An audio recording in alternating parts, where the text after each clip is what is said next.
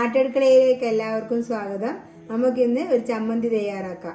അതിനു വേണ്ടി കുറച്ച് തേങ്ങ, കുറച്ച് ചെറിയുള്ളി എടുത്തിട്ടുണ്ട്, ആവശ്യത്തിന് ഉപ്പ്, ഒരു പച്ചമുളക്, കുറച്ച് പുളി എടുത്തിട്ടില്ലെങ്കിൽ കുഴപ്പമില്ല, ഞാൻ പക്ഷേ കുറച്ച് പുളി കൂട്ടുന്നുണ്ട്, കുറച്ച് വെളുത്തുള്ളി, കറിവേപ്പില. ഇതെങ്ങനെ തയ്യാറാക്കുന്നത് നോക്കാം. ഇതിനെ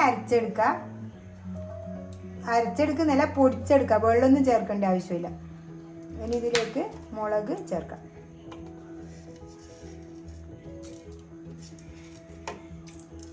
പുളി, വെളുത്തുള്ളി, കറിവേപ്പില,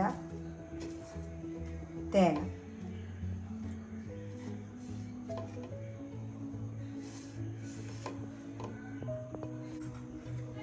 ഇത് പൊടിച്ചെടുത്തിട്ടുണ്ട്. ഇതേപോലെ പൊടിച്ചെടുത്താൽ മതി, നല്ലോണം അരിഞ്ഞു പോകണ്ട, തേങ്ങ കടിക്കാൻ കിട്ടണം. ഇനി നമുക്ക് ഇത് മാറ്റി വെക്കാം.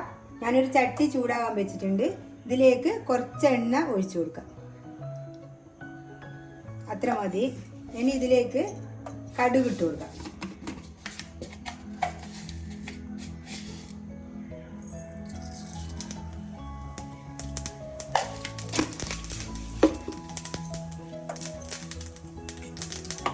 ഇത് പൊട്ടി വരട്ടെ.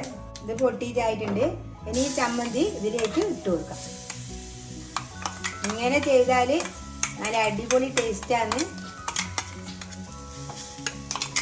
നമ്മൾ ദോശേൻ്റെ കൂടിയും ഇഡ്ഡലീൻ്റെ കൂടെ എല്ലാം കഴിക്കാൻ നല്ല ടേസ്റ്റായിരുന്നു. ഇതൊന്ന് കുറച്ച് സമയം ഒന്ന് ഇളക്കി കൊടുക്കണം, ഒരു പച്ചമണം പോകുന്ന വരെ.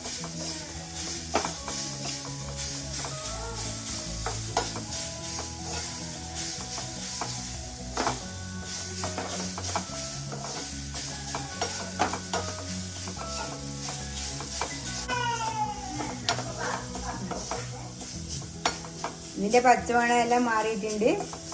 ഇതിന് തീ ഓഫാക്കാം.